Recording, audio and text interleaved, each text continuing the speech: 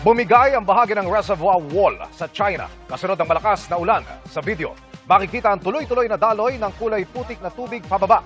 Agad namang inilikas ang mga residenteng malapit dito. Ang pag-ulan sa lugar ay resulta ng pananalasa ng bagyong Maisak, ang dating bagyong Henry, noong nasa Pilipinas pa. China dinalaw ng sunod-sunod na kalamidad. Milyong-milyong tao na ang naapektuhan at libo-libo na ang mga nasawi. Kailan kaya ito matatapos? Ito ba ay karma at paghihiganti o sadyang nagkataon lamang sa bansa? China, ang bansang kumakawawa sa ibang mga bansa. Kalikasan na yata ang gumagawa ng paraan upang ipaghiganti ang mga biktima nito? Ano-anong mga sakuna ang tumama sa China? At matatapos pa kaya ang pasunod-sunod na pasakit na nararamdaman ngayon ng China? Yan ang ating aalamin.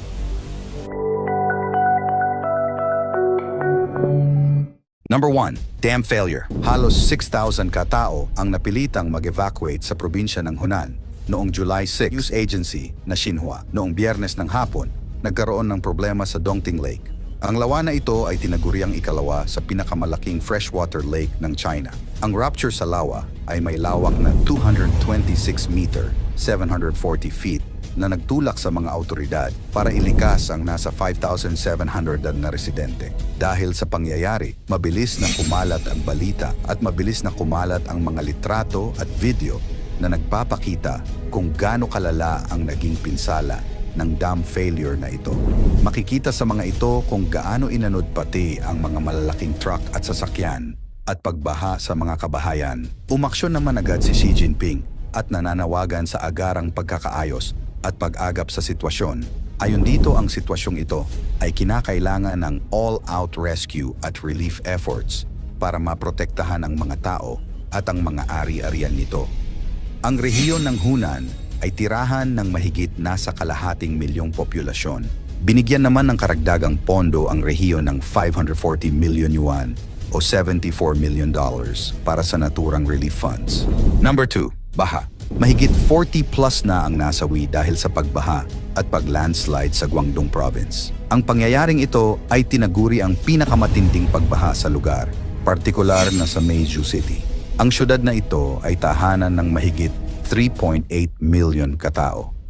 Nagsimula ang delubyo noon lamang isang linggo at mula noon, hindi na tumigil pa at lumalala lamang ang sitwasyon. Patuloy na inaayos ang mga apektadong lugar. Ngayon, nasa 9,000 na mga kabahayan pa ang wala pa ring kuryente dahil sa insidente. Noong Biyernes lamang, diniklara ang death toll na 9 lamang. Ngunit sa hapon ding yon, nadagdagan pa ito ng 38. Hanggang ngayon, 2 ay nawawala pa rin. Dahil sa matinding pag-ulan at kaakibat na panganib ng pagbaha at landslide, mahigit 100,000 katao ang na-evacuate. Sa mga kalapit na probinsya, marami rin ang naapektuhan ng matinding ulan tulad sa Fujian, Guangxi at Hunan. Nirescue ng mga pulis ang mga natrap sa lumalim na tubig malapit sa isang malaking train station. Ang malakas at malalang pagbaha at landslide ay nakaapekto sa 8 townships sa Pingyuan County. Pangatlo, highway collapse. Hindi na tinitigilan ng sakuna ang China nitong nakaraang buwan lamang ng Mayo. 48 katao ang nasawi dahil sa pag-collapse ng 60-feet segment ng isang expressway sa Guangdong Province. Ito ay bumigay dahil sa pasunod-sunod na malalakas na ulan sa lugar. Nasa 23 na mga sasakyan ang nakuha mula sa pag-rescue at 30 sa mga tao ang nasugatan.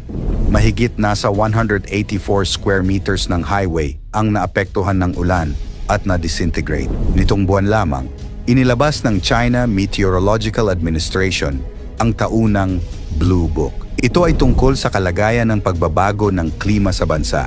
Natuklasan sa ulat na nararanasan ng China ngayon ang pinakamainit na taon kumpara sa mga nakalipas na taon simula 1901. Sabay na pag-init at malalang pag-ulan ang nararanasan ng China, kung saan ang hilagang China ay nakararanas ng matinding tagtuyot at pag-init. At sa timog China naman, kung saan nararanasan ang matinding pag-ulan at pagbaha. 4. Buhawi. Sa bahaging silangang China naman, 5 tao ang nasawi at halos 100 katao ang sugatan ng tamaan ng buhawi ang lugar. Makikita sa video kung gaano pumalo ang buhawi sa syudad nito. Dahil sa lakas ng buhawi, natanggal nito ang mga bubong sa mga kabahayan at natanggal ang mga kakahuyan. Ayon sa Dongming County Emergency Management Bureau, nabuo ang buhawi dahil sa malalang convective heat transfer o ang nangyayari kapag ang init ay lumilipat mula sa mainit na bagay patungo sa malamig na bagay sa pamamagitan ng paggalaw ng hangin o tubig. Ayon sa Xinhua News Agency, mahigit nasa 2,820 na mga kabahayan ang nasira at malalang naapektuhan ng buhawi sa lugar ng Kaiyuan, Shandong Province. Bihira lamang daanan ng buhawi ang China. Nasa 100 pababa lamang ang dumadaan sa bansa kada taon. At sa loob ng nakalipas na 50 taon simula 1961, nasa 1,772 na ang nasawi dahil sa buhawi. Noong nakaraang Abril lamang, isang buhawi ang humagupit sa southern city ng Guangzhou na pumatay sa 5 katao at 33 ang nasugatan. At panglima, severe drought. Dahil sa labis na nararanasang init, ang bansang ikalawa sa may pinakamalaking ekonomiya ay nasa peligro. Dahil sa panahon, ang lugar ng China na nagpe-produce ng bigas at trigo, wheat, ay nanganganib. Naapektuhan ng grabe ang summer planting season ng bansa dahil sa mataas na pagbabago ng panahon. Mayroong emergency alert sa 17 probinsya ng China na nakakaranas ng mainit na panahon.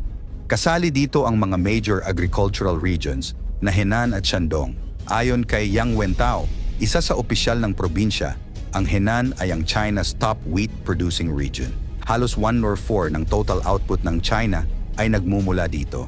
At nitong buwan ng Mayo, mahigit mas mababa ang pag-ulan sa lugar ng 70% kumpara sa nakaraang taon. Sinabi ng China Meteorological Administration, CMA, na 28 na regional weather stations ang nakapagtala ng pinakamataas na temperatura sa kasaysayan sa kalagitnaan ng Hunyo. Ang lungsod ng Fenyang sa hilagang probinsya ng Shaanxi ay nagtala ng pinakamataas na temperatura nito na 40.2 degrees Celsius, 104 Fahrenheit. Naranasan ng China ang pinakamainit na tagsibol ngayong taon. Ang pambansang average na temperatura mula Marso hanggang Mayo ay umabot sa 12.3 degrees Celsius.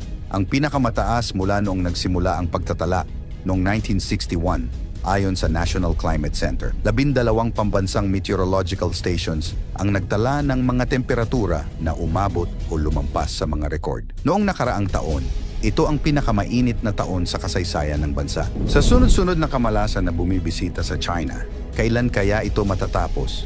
Ito ba ay karma at paghihiganti o sadyang nagkataon lamang sa bansa? Walang ibang mahika o komplikadong eksplenasyon kung bakit ito nangyayari. Siyensya na ang nakapagsasabi noon pa lamang na matindi ang bagsik ng climate change.